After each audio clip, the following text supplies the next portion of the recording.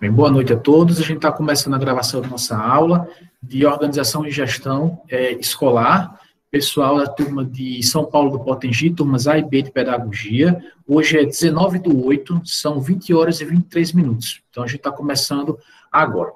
Os alunos já foram informados que essa gravação é para fins acadêmicos, né, e vai circular, a princípio, no grupo da turma. E, mesmo assim, os que quiserem podem permanecer com suas câmeras desligadas, tendo em vista que depois essa gravação se tornará pública. Solicito a todos que fiquem com seus microfones desligados, para evitar a microfonia, mas a qualquer momento vocês podem abrir o microfone e pedir a palavra para a gente discutir, debater, tá bom? Então sejam todos muito bem-vindos. E aí, gente, eu vou aqui fazer uma breve explicação sobre um ato falho meu. Eu já peço desculpas por isso, mas, enfim, muitas aulas, muitos materiais, eu já tinha pensado em planejar a disciplina de vocês, e eu já tinha selecionado os textos e preparado as aulas, os slides, né? Por parte de todo professor, a gente vai planejando. E aí eu acabei trocando as apresentações, tá bom? E eu peço desculpas a vocês por isso. O primeiro texto que eu passei para vocês, lá no primeiro dia que eu indiquei, foi a leitura do capítulo 2 de um texto que era sobre organização escolar. E aí, na primeira aula, eu acabei explicando o texto 2, tá? Que eram a parte já sobre gestão escolar. Aí, na terceira aula, eu falei sobre um e-book, e hoje é a nossa quarta aula. Então, eu peço desculpas por esse ato falho de minha parte, e aí, no caso, hoje, eu vou fazer a aula que eu deveria ser sobre o primeiro texto.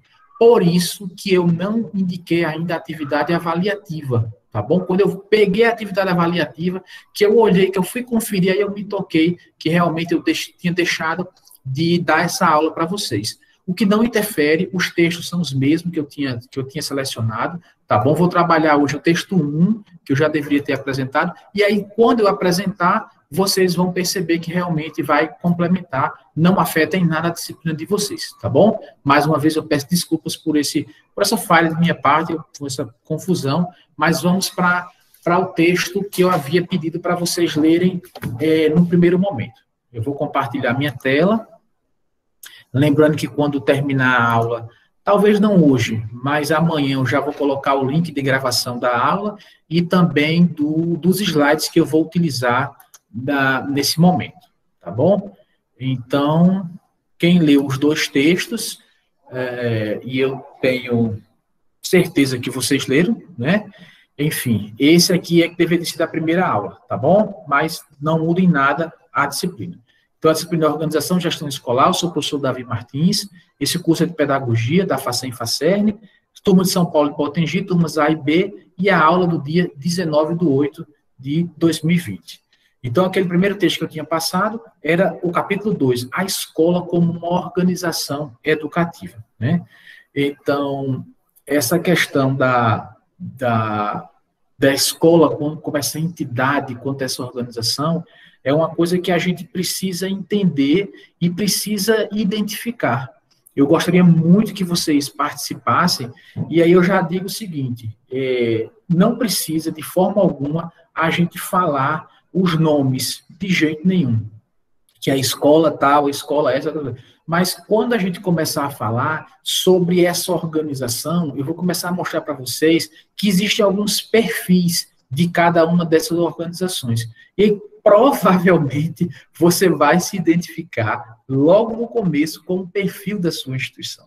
Então, fique à vontade para dar contribuições durante a aula, tá certo? No sentido de complementar essas características. E aí, sem citar nome de diretor, de vice-diretor, de escola, o objetivo aqui não é esse, mas a gente enriquecer essa discussão quanto a esse perfil, tá bom?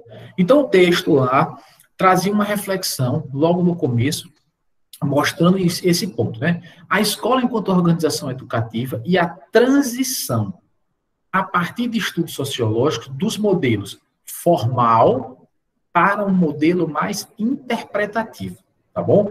Então, assim, a escola, ela sempre foi muito, como é que eu vou dizer? Muito formal no seu início, né? Até uma vez eu escutando um comentário, eu não vou dizer de que foi, não é o caso, mas a pessoa falava sobre o desrespeito que a gente vive hoje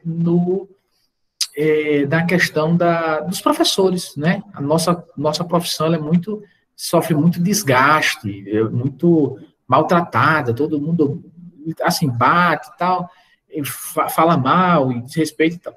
E aí o cara fez uma comparação assim, olha, existiam 3 instituições que tinham muito respeito no Brasil.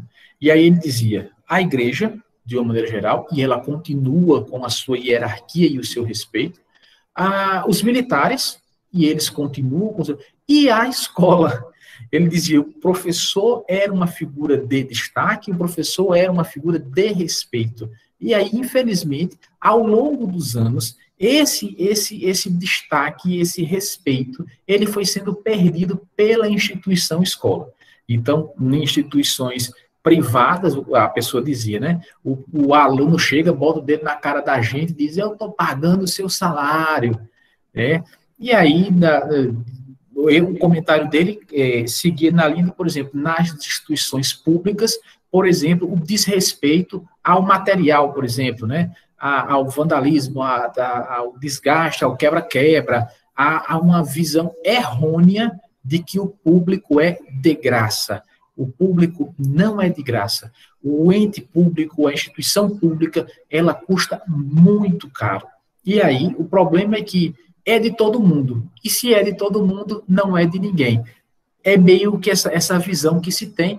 E aí, como não tem um dono só, um dono específico, então cada um, a princípio, faz o que quer. Então, o texto ele vai trabalhar e buscar uma reflexão nesse sentido, de uma instituição mais rígida, mais formativa, mais hierárquica, para uma estrutura mais de caráter interpretativo, onde você vai ter um cunho mais de cidadania, de identificar o lado social, de ver mais o lado do aluno. Então, essa organização, ao longo do tempo, ela vem sofrendo essa modificação. Professor, isso foi bom ou se foi ruim? Bom, não é questão de ser bom ou ser ruim. Teve os seus pontos positivos e os seus pontos negativos ao longo do tempo. Eu, por exemplo, não concordo quando você diz assim, a escola boa era a escola dos anos de 1940, 50, onde se formou aquilo que era uma escola pública de qualidade. Aí a gente pensa assim, mas uma escola pública de qualidade, aquela escola daquele momento, era uma escola para todos? Todo mundo tinha realmente acesso àquela escola? Ou ela é uma escola que acabava privilegiando os filhos ou uma classe dominante? Né? E aí, nesse aspecto, a gente tem que fazer essas ponderações e entender esse processo. Está chegando alguém aqui, rapidinho. E aí tem que fazer um esforço para a gente entender esse... Está na tela errada, desculpe. Esse contexto, tá bom? Então, vamos lá. O 2.1, lá do primeiro texto que eu pedi do capítulo 2 para vocês lerem, fazia algumas referências a essas organizações educativas. Vamos ver que referências são elas. Primeira consideração, que existe uma dificuldade em utilizar metáforas organizacionais. Como assim, professor? A questão da particularidade de cada instituição. Então, ele traz isso no sentido, metáforas são comparações, né, que a gente utiliza, e aí a questão, por exemplo, de rótulos, o perigo ou o problema de você rotular as instituições. O que ele quer dizer no texto é que não dá para a gente aplicar uma comparação a todas as escolas. Por quê? Por conta das particularidades. Cada escola tem um perfil, e ela começa por... O perfil de uma escola começa pelo quê, professor? Gente, começa pelas turmas que ela atende. Tem escolas que são de educação infantil. Tem escolas que são infantil e fundamental. Tem outras que são só médio. Tem outras que são fundamental 2 e médio. E tem escolas que são do infantil ao ensino médio.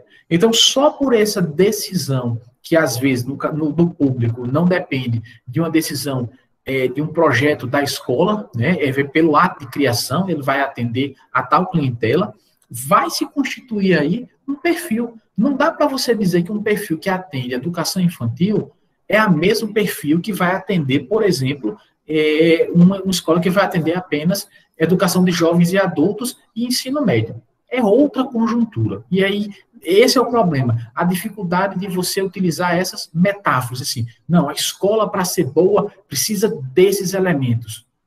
Precisa desses elementos, mas esses elementos aqui, eles servem para uma escola de educação infantil. O que é que precisa de uma escola de educação infantil? De um berçário, de um parque coberto, de um serviço de merenda escolar de qualidade. Aí só médio. Para que você quer um parque infantil na escola de ensino médio? Você precisa de um outro contexto, você precisa de laboratórios de ciência, de biologia, de química, de física, um laboratório de informática, você precisa de um outro tipo de mobiliário, você precisa de professores com outro tipo de formação, você precisa de uma equipe de apoio totalmente diferente do nível de EJA e médio do que uma equipe de apoio para a educação infantil. Então, cada instituição tem a sua particularidade. E esse é o problema de você generalizar. Não dá para generalizar. Tem que identificar o perfil, tá bom? E aí ele fala que lá na década de 50, nos Estados Unidos, foi quando começaram esses estudos dessa mudança desse perfil. Vou voltar aqui rapidinho, tá? Desse perfil mais formativo para esse caráter mais interpretativo. Lá na década de 50, nos Estados Unidos, com o uso da sociologia e da psicologia. Cria-se um movimento, que é o New Movement, o novo movimento. E aí cria até uma concepção da administração educacional como uma ciência, como uma área de estudo. E aí quando você começa a perceber, voltando lá para o comecinho, deixa eu ver aqui, nesse momento ganha corpo essa escola como uma organização, lá na década de 50, tá bom? Na Europa, nas décadas seguintes, de 70 e 80, a escola já está já entendida como essa organização. Então, os estudos começam nos Estados Unidos e 30 anos depois, já na Europa, você tem processos de investigação sobre a direção, sobre a administração e sobre esses procedimentos organizacionais. Então, vai criando um novo cenário, é uma nova forma de observar e de analisar a escola, tá? Aí tem uma contribuição lá em Portugal sobre a abordagem, enfim. E no Brasil, né? No Brasil, apesar da gente ter um foco naquele momento de o desenvolvimento da administração pública, o processo de industrialização a partir da década de 30, né, começa um estudo nessa perspectiva sociocultural, onde o aluno, onde essa cidadania, onde esse fazer da escola vai ter uma coisa mais, digamos assim, um caráter mais flexível, em vez de ser aquela questão muito, tipo assim, instrumental, tudo preto no branco. Não, vai se proporcionar, vai se propiciar mais esse lado do sociocultural. E aí é grande destaque, grande influência de Paulo Freire, né, que passa a se preocupar com a responsabilidade social da gestão. Olha só, né? Então, o impacto, a escola que tem um impacto social, que entende a sua contribuição para essa sociedade. É uma escola que não vai se preocupar, tipo assim, apenas com os meus 4 muros. Não, ela vai começar a entender que o que ela faz, o que ela planeja, como ela trabalha, vai ter reflexo fora dos muros e vai ter um impacto nessa sociedade. Uma coisa que o texto traz, que eu lamento muito, e vocês falaram na aula passada, alguém comentou isso, né, que infelizmente é bem chato, é que no Brasil a gente tem essa questão dessas organizações fazer esses rankings, né, e a gente sempre está nesse negócio de atribuir o fracasso a alguém, ou a algum grupo, ou a alguma gestão. Isso é muito comum na cultura brasileira. Particularmente, enquanto educador, eu não gosto, eu praticamente não aceito que numa discussão de um fracasso, num debate, né, discussão não no sentido de briga, discussão no sentido de debater, né, como a gente pode fazer aqui na aula e debater um assunto e você ter uma opinião contrária, enfim, de forma respeitosa, a gente vai continuando com nossas aulas. Mas é muito comum assim, a culpa é de fulano, a culpa é de Beltrano, a culpa é do segmento tal. Né? Quando a gente fala em culpa sobre um processo de fracasso, gente, aí você pega essa culpa e você, toma que a culpa é tua. Não gosto de usar a palavra culpa em nenhum processo educacional. Aliás, de uma maneira geral, na vida, no contexto geral, isso é do que eu acredito. Eu prefiro usar a palavra responsabilidade, porque acho que eu comentei isso na aula passada. Enquanto de quem é a responsabilidade, ou eu acho que a melhor reflexão é qual é o nível de responsabilidade, o grau de responsabilidade que professores têm nesse fracasso, que gestão administrativa tem nesse fracasso, que gestão pedagógica tem nesse processo, desse fracasso, que a prefeitura tem nesse processo, que a Secretaria de Educação, tá entendendo? Então, quando a gente pensa numa perspectiva de responsabilidade, a gente pode pensar em graus de responsabilidade e dizer, cada um pega a tua fatia aí de responsabilidade por esse fracasso, tá certo? Mas, infelizmente, até hoje é muito comum ter esses rankings, a escola melhor, que aprova mais, não sei o quê, que isso e aquilo, né? Beleza. Então, uma outra perspectiva, isso muito mais voltado para a questão do ensino particular, de uma maneira geral, tem uma crítica a esse pensamento neoliberal que aproxima muito a escola de uma empresa. Então, acontece, infelizmente, muito com base nesses rankings, tá? De que a escola não como uma missão, a escola como um comércio. Então, pensando apenas no lucro, pensando apenas no resultado, você passa por cima das coisas, você atropela etapas, você muitas vezes é antiético, né?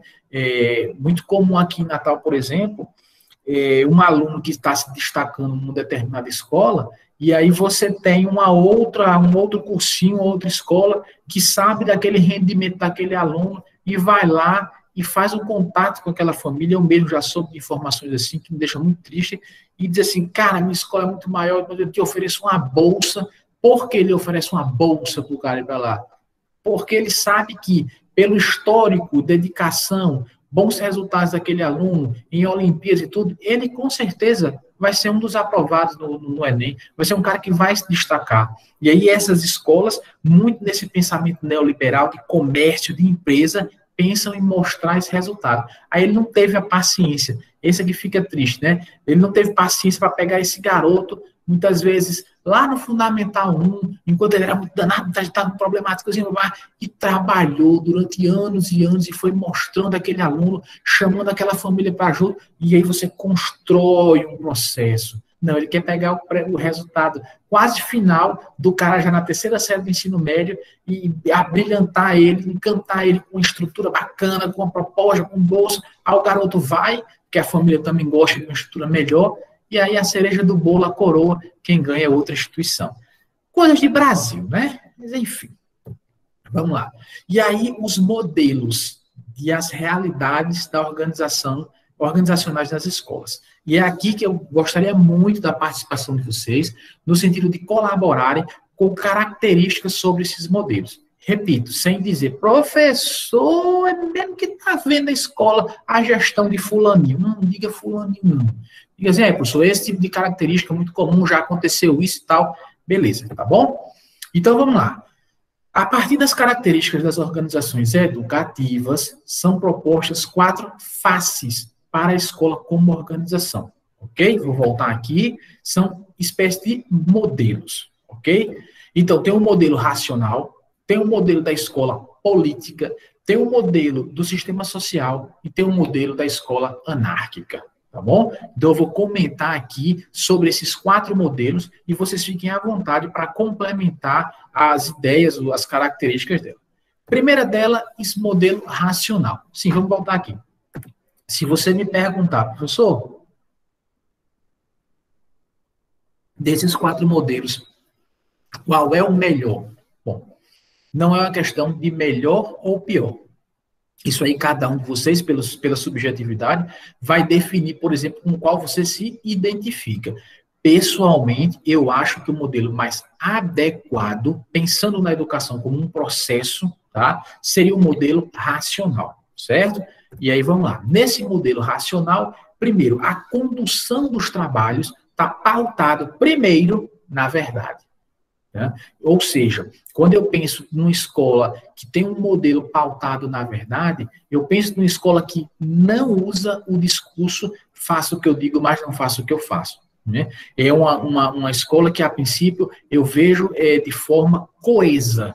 Ele acredita na proposta dele. Então, ele tem uma proposta pedagógica e ele vivencia essa proposta. Não é assim, da porta para fora, você aprende a teoria e a teoria é bem bonita. Quando você sai da sala, você vê na prática da escola, no meio educacional, você não enxerga aquela proposta pedagógica. Então, a escola, a princípio, que verdadeira, coesa com o que ela prega e com o que ela faz.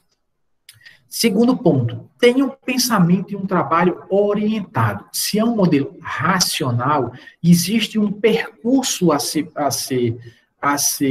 percurso a ser percorrido é ótimo, né? Mas, enfim, existe um caminho a ser percorrido, tá? Então, existem os passos para que toda a equipe possa seguir e chegar nos seus objetivos. É voltado para o uso das tecnologias, certo? Foi importantíssimo já a gente falou, quando falou lá de gestão, né, da outra aula, importantíssimo essa utilização das tecnologias, e aí a gente precisa aprender e pensar que nem todos os programas que a gente precisa são pagos. Agora, ficar esperando que caia do céu, que bata a porta da escola, um cara com um notebook debaixo do braço para ensinar a gestão aos professores possibilidades, dificilmente vai acontecer. Tá? Mas no momento de diálogo, de parceria, de pesquisa, dá para encontrar muita coisa bacana que vai ajudar a gerenciar essa escola. É uma escola, gente, é um modelo racional. É uma escola que tem procedimentos e objetivos claros, transparentes, sem meias palavras, sem margem a uma dupla interpretação, sem aqueles textos que você começa a ler o objetivo, quando você chega na metade já se perdeu. Não, objetivos sucintos, práticos, assertivos, para facilitar a vida de todo mundo. Uma coisa interessante, né? Burocracia enquanto modelo mais racional. É engraçado isso, né? Afastando erros, afetos e sentimentos. Quando a gente usa, gente, essa frase aí, de burocracia como um modelo racional, evitando erro, afeto e sentimento. É no sentido de quê? No sentido de pensar assim, como é uma pessoa, uma matrícula novata, existe aqui o procedimento. Ela tem que se dirigir àquela sala, tem que fazer aquilo ali, depois essa etapa, depois essa, depois aquela, depois aquela. Lá vem fulaninha, minha amiga de longa data. Mulher, venha para cá, pula essas etapas aí tudinho, né? Venha para cá, chega aqui, assina aqui, depois a gente vê isso, como é que fica, vamos conversar aqui. Não. Então, a burocracia para ser respeitada. E aqui vai não queria dizer dica, mas vai uma sugestão para vocês. Não joguem pedra na burocracia, tá? A burocracia, muitas vezes, é o que vai livrar nós, professores, de problemas. Então, a gente não gosta porque é desgastante, porque dá trabalho, mas ela é necessária. Vou dar um exemplo aqui, prático para vocês. Esse já é o nosso terceiro encontro síncrono, se eu não me engano, e desde o primeiro, no início da gravação da aula, embora eu tenha falado lá para vocês, antes de começar a gravação, que quem quiser ficar com a câmera desligada fica, que vai ser público, que a gente respeita e tal, mas durante todas as aulas, e semana que vem a gente tem o nosso último momento síncrono, eu vou repetir a mesma informação para vocês. Tá? Isso faz parte do que eu acredito de um modelo racional, onde objetivos e regras claras para vocês, e tudo registrado. Amanhã ou depois, esse vídeo está no YouTube, um aluno, não gostei porque o professor, vamos resgatar aqui o vídeo desde o começo, me deu play desde o começo, e aí você vai ver lá a minha fala do professor, dizendo e orientando. Então, gente, isso é só um parêntese, né? Um exemplo. Mas a gente, enquanto professor, a importância de uma chamada, né? A importância de você, na sala de aula lá, fulano veio. Não, professor, ele não veio porque ele está doente, porque ele está com, sei lá, uma enxaqueca. Beleza. falta, aí eu boto um F e um Jzinho. A falta não vai ser abonada, mas jamais botar uma presença num aluno que não está em sala de aula. Você precisa ter o registro, foi uma falta justificada. Quando você contar no final do trimestre, do bimestre, enfim, para contabilizar se foi retido ou não o falta, aquela falta não entra na conta das faltas de reprovação, por exemplo. Mas aquela falta está registrada sim. Você faz a frequência e você tem um controle diário dos alunos que estão ou não estão em sua sala de aula, né? Então, não problema, não sei o quê, frequência de bolsa familiar, não, tá tudo aqui registradinho, ó, meu diáriozinho, tudo anotado, quem quiser que conte, foi isso que aconteceu, tá bom? Então, importante essa questão da burocracia para afastar erros e tratar todo mundo de uma maneira igual. Não é fácil, burocracia é chata. E eu digo assim para os meus alunos, eu digo assim, gente, quanto mais você detestar a burocracia, mais você deve andar bem pertinho dela, bem amiguinha dela. Porque não tem coisa mais chata do que você chegar no final do ano e perceber que você tem todas as caderneiras para você preencher. Cara, esse trabalho vai ser teu. Você não vai poder, no final do ano, passar para ninguém. Então, é melhor terminar a tua aula, terminar a tua semana e preencher. E no último dia de aula, você preencher só a última semana e está livre. Se acumular, pior para a gente, tá bom? Então, a burocracia gera estabilidade, gera previsibilidade e eficiência, porque tem uma condução. Existe um caminho, né? Existe uma rota, não tem mistério. Não, chegou um material, chegou isso. Tem um protocolo, o protocolo diz o quê? Aluno que chegou agora na pandemia, tá, vamos criar um protocolo para isso. Primeiro, ele precisa trazer uma declaração justificando que estava assistindo aula, que tem uma carga horária que foi mantida. Porque a escola que ele estava não fez nada com nada, né? E aí como é que eu vou inventar essa carga horária? Só um instantinho. Vamos junto, bata um ofíciozinho, Secretaria de Educação. Secretaria, como é que eu resolvo? Posso aceitar esse aluno? Porque lá no final do ano, quando chegar e você ser aprovado, que alguém disser, você aprovou um aluno que, por exemplo, não tinha a comprovação de carga horária de todo um semestre, com que autoridade você fez isso? Aí você pega o ofíciozinho com a autoridade da Secretaria de Educação, porque eu fiz uma pergunta, eu fiz uma consulta, e ela me respondeu que eu poderia fazer isso, e foi assim que a gente fez, tá? Então, nesse modelo racional, existe uma previsibilidade dos fatos. Então, eu gosto mais desse modelo. Repito, não é que seja uma escola perfeita, não. Ninguém é perfeito. Mas esse modelo, ele evita muitos problemas. Segundo modelo, um modelo que talvez você conheça aí em São Paulo do Potengi. Eu, aqui no meu interior, eu moro em Parnamirim, não moro na capital do estado, e eu conheço esse modelo político, viu? Já trabalhei em escolas nesse contexto aí, certo? Tanto em Natal, quanto aqui em Parnamirim. Então, é um modelo da escola que é favorecimento político, indicação política, onde os integrantes daquela comunidade agem como políticos. Como assim?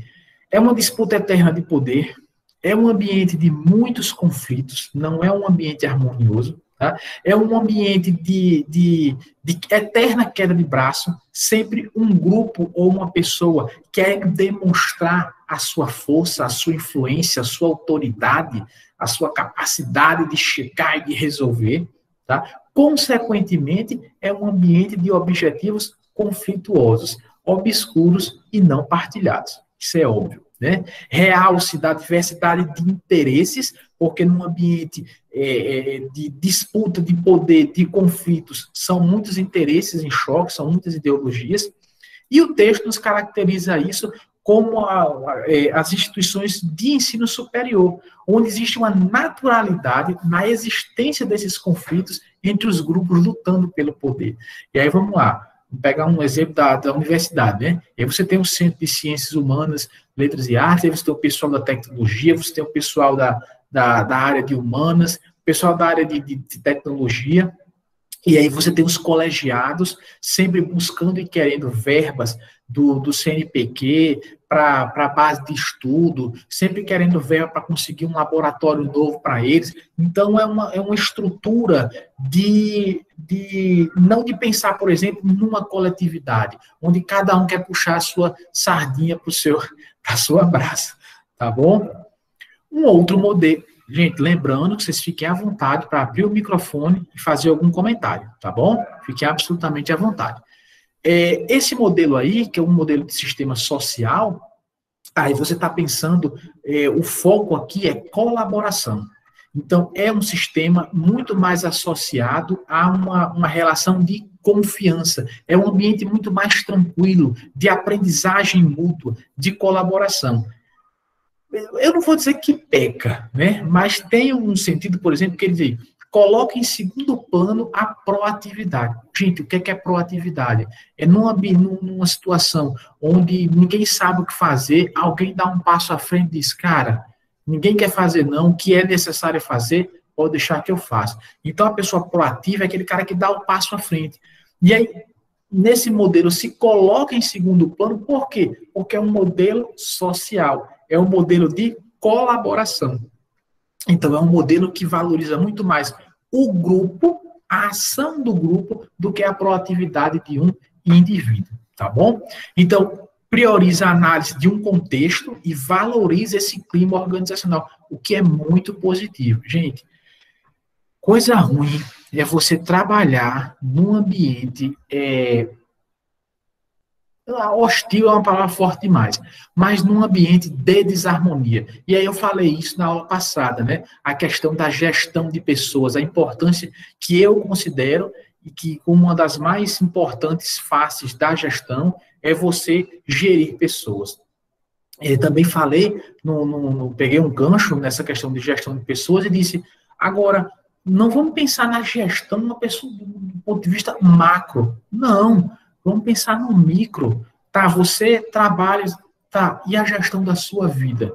Né? Às vezes, alguém fala, pessoa, às vezes falta uma fralda para chegar, tão chato, bababá, e aí você cria um problema com o seu colega da turma ao lado por uma besteira, em vez de dois professores, dentro de um mesmo contexto difícil, se juntarem dentro de um modelo de sistema social e se ajudar enquanto grupo, não, piora. Aí fica que não dá nem bom dia para o outro, não sei o quê. Aí você pensa, mas uma gestão do quadro.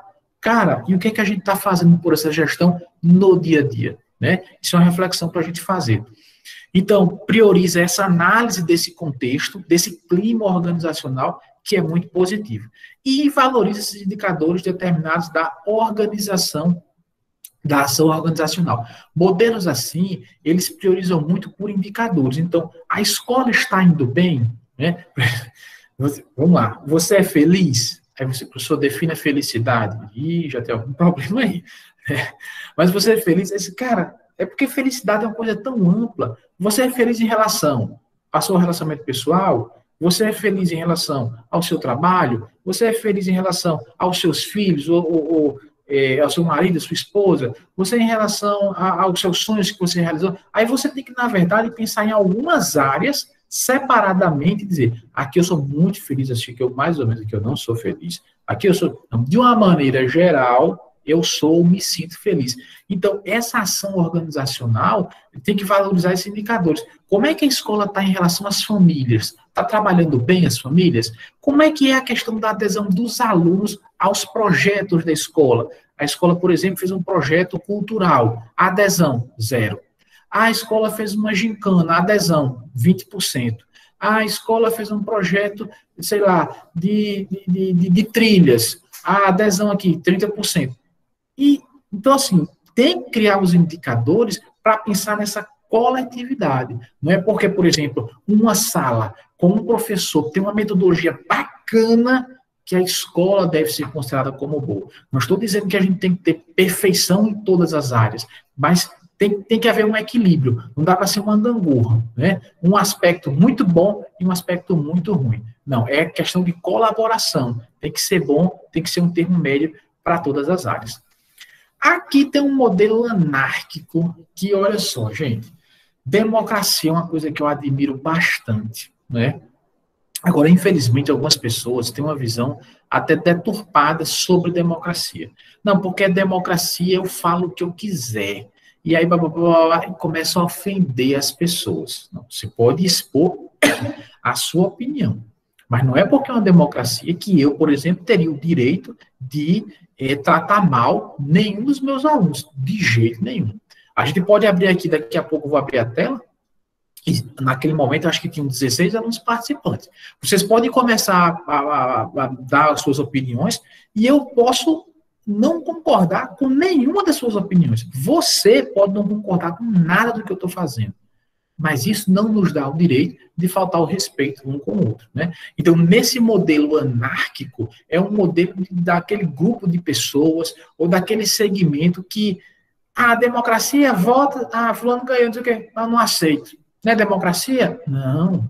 É justamente por ser democracia que, se o resultado não foi satisfatório para você, mas se ele foi legítimo, se ele foi feito de uma maneira organizada, legítima, com lisura, o processo foi conduzido de maneira correta, então, meu amigo, se a sua opinião não foi a vencedora, você tem que acatar sim e passar a defender aquela opinião que foi ali. Mas nesse modelo anárquico, cada um faz o que quiser.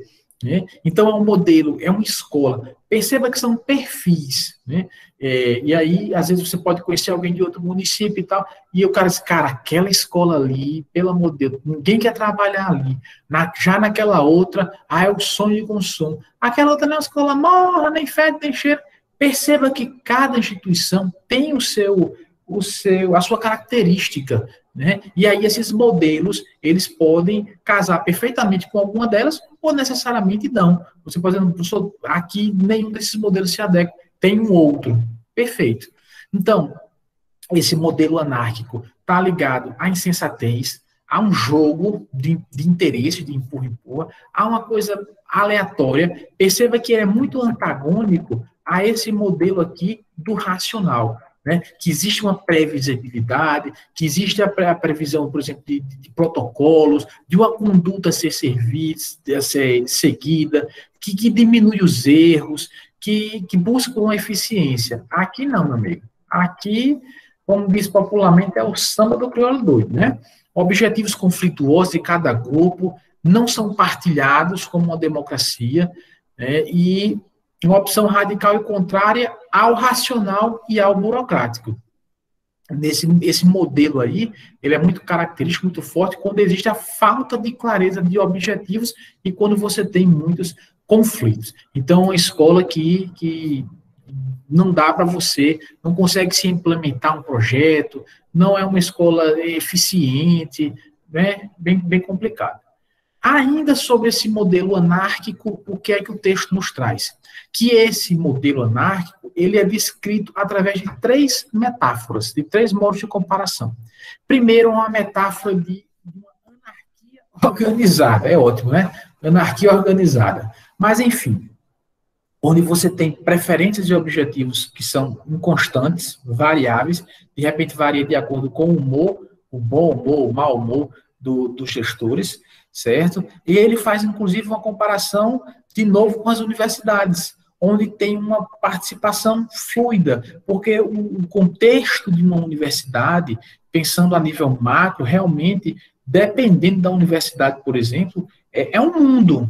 Então, quando ele chama de participação fluida, é no sentido de uma gama de interesses, dos mais variados perfis de cursos, enfim, ele faz essa comparação. E muito nessa questão de tentativa e erro, tá?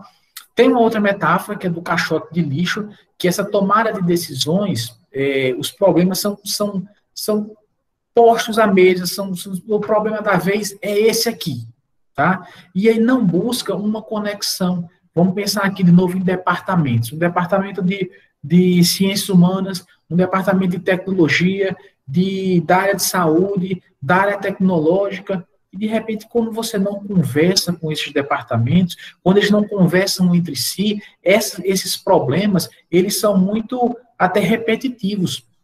Então, vamos lá, tem um problema aqui, mas eu não converso com os outros, então eu dou minha solução, né? E beleza, aí se resolve, e um problema muito semelhante acontece e replica, o problema fica sendo replicado. Uma vantagem que o texto traz sobre isso é justamente de você entender essa diversidade de situações organizacionais, como organizações pequenas dos departamentos, por exemplo, dentro de uma macro-organização, que seria essa universidade.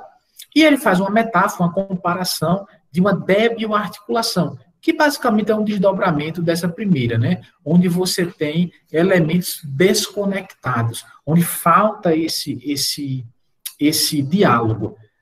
É um contexto vamos dizer assim, de pouco diálogo, de muita bagunça, e onde cada um toca o seu barco do jeito que quer, né? Completamente o oposto lá do racional. E aí as imagens dessas organizações educativas, até o professor tem muito disso também, né? Você, quando na sua formação, na sua graduação, eu não sei quantas aulas, quantos semestres vocês já cursaram, mas com certeza você tem aquele professor que é mais formal, tem aquele professor que é mais democrático, tem um cara que é muito político, que se dá bem com todo mundo e tal, tem aquele que é muito subjetivo, quando ele começa a falar, você se pensa, meu Deus do céu, esse homem está falando de quê? Em nome do Senhor. E a questão da ambiguidade, né? De extremos. E aí, essas imagens dessas organizações, elas são aplicáveis de acordo com as especificidades de cada uma delas. Vamos dar uma olhadinha aqui. Essa formal aí, da nível de organização, tem uma base inicial de teoria da educação, essa autoridade de cada um dos membros, por exemplo, do professor, do reitor, do pró-reitor, do coordenador de extensão, né? Ela é legitimada por uma fala muito formal dentro da estrutura. Então, tipo assim, um coordenador de curso, ele vai fazer uma fala para os professores, já o reitor fala para o chefe de departamento, o reitor não fala diretamente com o professor, então tem toda essa formalidade e essa hierarquia, certo? Mas, como todos os aspectos têm um lado positivo e negativo, o texto nos traz que as limitações desse modelo mais formal por exemplo, o confronto de autoridade de líderes e professores. Como assim, professor,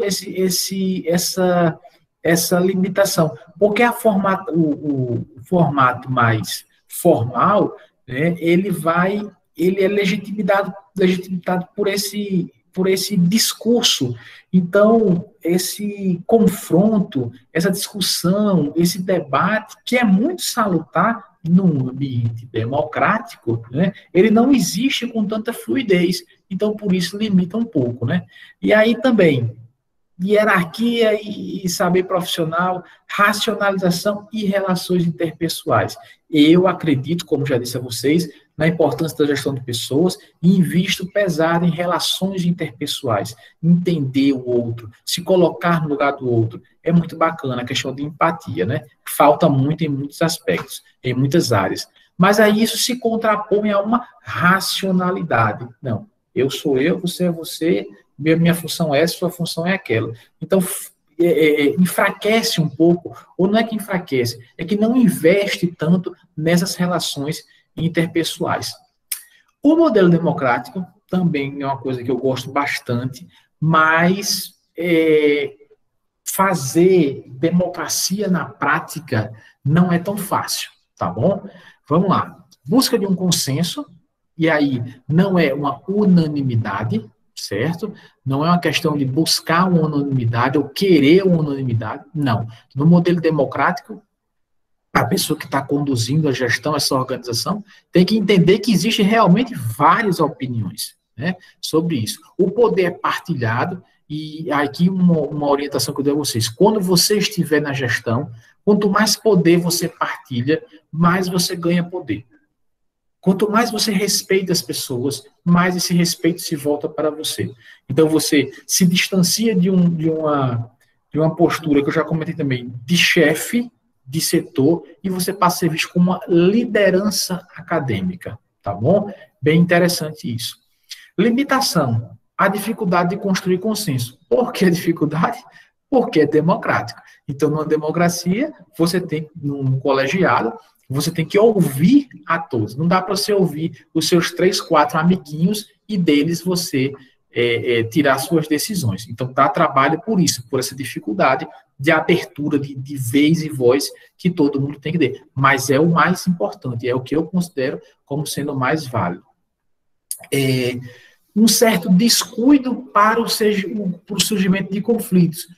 Meio que assim, não, é democracia, então ele tem direito de falar, então cada um fala o que quer, mas aí sempre tem alguém que fala um pouquinho demais, ou que quando fala não é bem interpretado. Mas aí numa tendência de democracia, então você não consegue perceber e identificar que aquilo está gerando um ruído ou um conflito, né?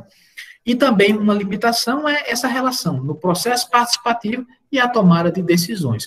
Porque quando você democratiza, essa tomada de decisões vai ser partilhada também, vai ser de uma pessoa, essa pessoa vai escolher, vai escutar, mas sempre toma decisão sozinha, então, de novo, é uma relação um pouco conflituosa. O perfil político, né? Que aí, basicamente, tem o conflito como uma situação normal. É aquela questão que a gente já tinha comentado antes, numa busca de poder, de grupinhos. Aí, cara, quando você trabalha numa escola que tem esse perfil aí, dessas coligações, das famosas panelinhas, é uma situação bem chata, né? E aí as decisões são frutos, por exemplo, de negociação. Cara, tu me apoia aqui hoje para eu ser eleito tal coisa, e quando tu precisar eu te retribuo esse favor. Aí não é assim que eu acho que a escola e que a educação deva ser feita, mas existem muitas escolas que seguem esse modelo político, né? As limitações, óbvio, né? A construção de um consenso, tendo em vista que a característica, a decisão é por negociação, por troca de favores, então não tem consenso. Uma limitação de práticas colaborativas, cada um está pensando no melhor para você e para o seu grupo, e um descuido total com a ação institucional, você está ali de passagem, você está ali para se dar bem e para tirar proveito, deixando muitas vezes em segundo plano o melhor para aquela instituição. A outra face, o outro modelo, seria um modelo, né, subjetivo.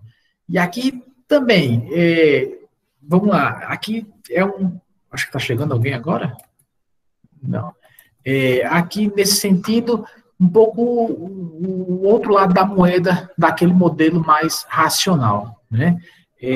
Um modelo, acho que a bateria aqui, de organização enquanto fruto de pessoas que as integram. Então, vale mais a subjetividade e as experiências dos seus componentes. E aí, o problema desse negócio de você levar em conta a experiência desses membros, é que cada um vai contar uma vantagem maior, vai dizer que é mais, porque a minha subjetividade, porque você não está entendendo, porque você não está deixando eu me expressar. E aí, meu amigo, nesse mundo de tanta subjetividade, a limitação é que não oferece uma orientação clara para a ação. Então, existem vários processos na escola que precisam de resolutividade.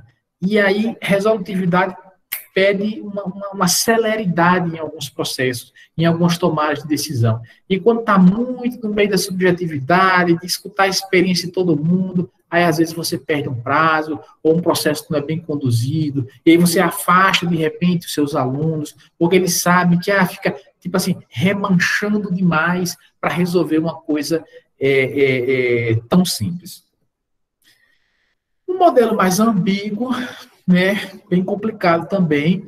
Num ambiente ambíguo, prevalece o quê? A imprevisibilidade, certo? Se é um momento um ambiente de sempre, que quem conduz está sempre tentando agradar. Pronto, chega, a expressão que eu estava procurando. Agradar gregos e troianos. Então, a quem o cara está querendo agradar hoje, né? Qual é o grupo, qual é o favor, enfim. Então, a característica, objetivos organizacionais não definidos, uma turbulência constante, porque se existe ambiguidade, se não existe uma coesão, meu amigo, é muito complicado, né? As limitações estão no problema da conciliação, é óbvio, que eu sou um professor ambíguo, assim, de extremos, e ora eu atendo vocês bem, e ora eu nem olho para sua cara, no outro dia eu não dou nem bom dia, no outro dia, rapaz, tudo bom, como é que você tá? Nunca mais se apareceu na minha... Opa, como assim? Que danada é isso aqui que está acontecendo? Né? Então, tem uma dificuldade de conciliação por essa imprevisibilidade, que é, né, a característica maior aí como limitação, que é o exagero dessa imprevisibilidade. E aí o texto nos traz uma possibilidade, uma reflexão, tá? Vou voltar aqui, rapidinho. Espera aí, rapidinho. Aqui, né? Organização enquanto... A escola enquanto uma organização. Beleza.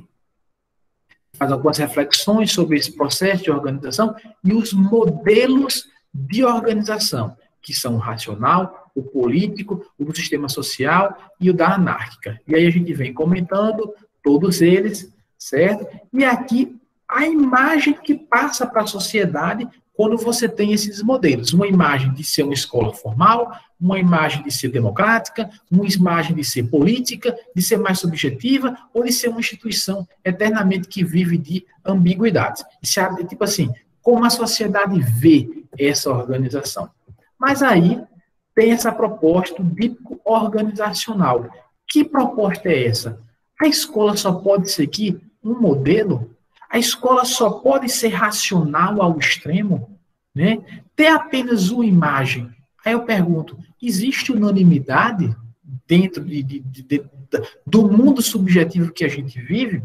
Então, esse modelo típico organizacional é justamente o modelo que permite ao gestor se apropriar de elementos e dizer, cara, nesse momento aqui, eu vou pegar mais esse lado racional para determinada coisa, mas eu também vou valorizar o lado social, a cultura organizacional, tá certo? Então, esse modelo é constituído dos extremos, ele é um meio termo. Eu costumo dizer que os extremos são muito perigosos, nem uma coisa nem 8, nem 80. Porque quando você pende para um lado ou para o outro, você se afasta de algumas coisas, de algumas situações, de alguns valores, por exemplo.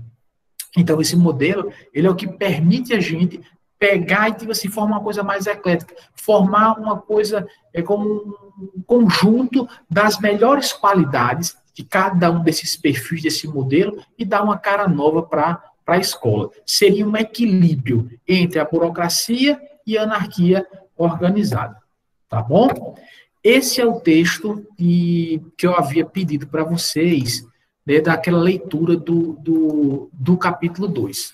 E aí, assim, passando a palavra para vocês agora, alguém gostaria de comentar alguma coisa sobre esses modelos, sobre experiências que vocês viveram, que vocês têm, qual modelos você acha mais pertinente, com uma gestão mais eficaz? Então, alguém gostaria de participar? Fique à vontade, eu passo a palavra para vocês.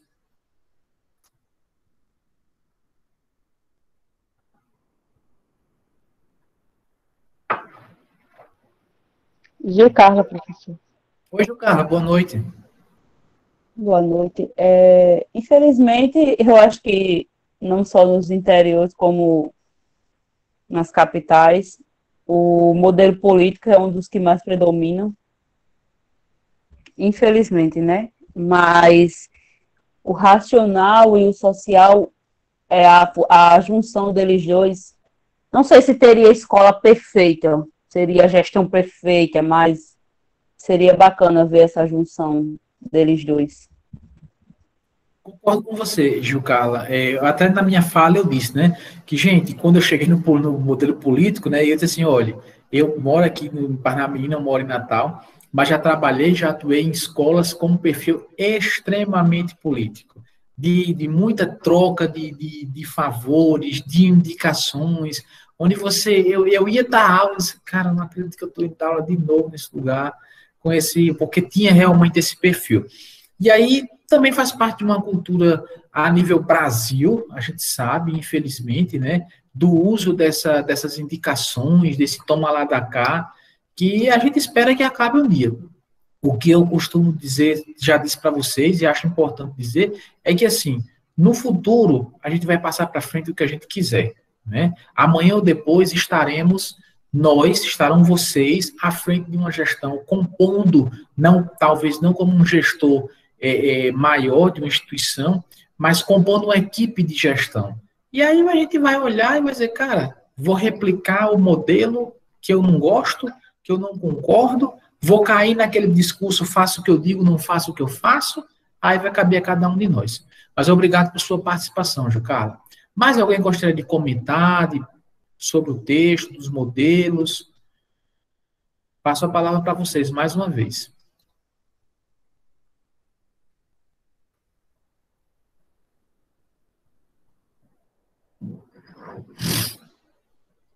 Não?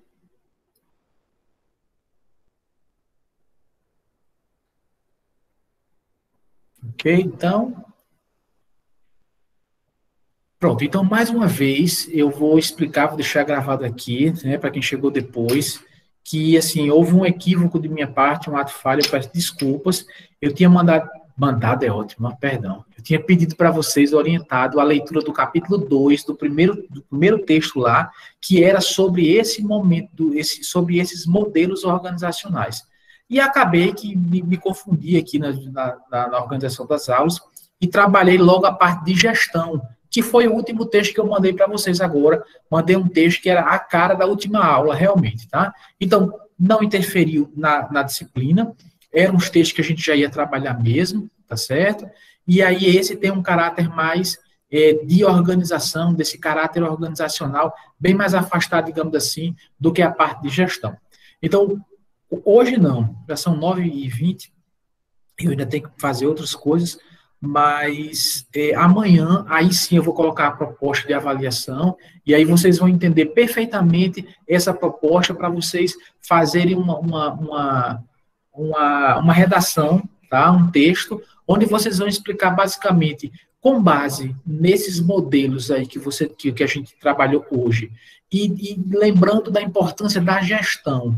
Aí eu vou pedir só para você dizer qual é o modelo que você mais concorda e como você ajudaria uma escola a se migrar de um modelo, por exemplo, anárquico para um modelo mais de racional.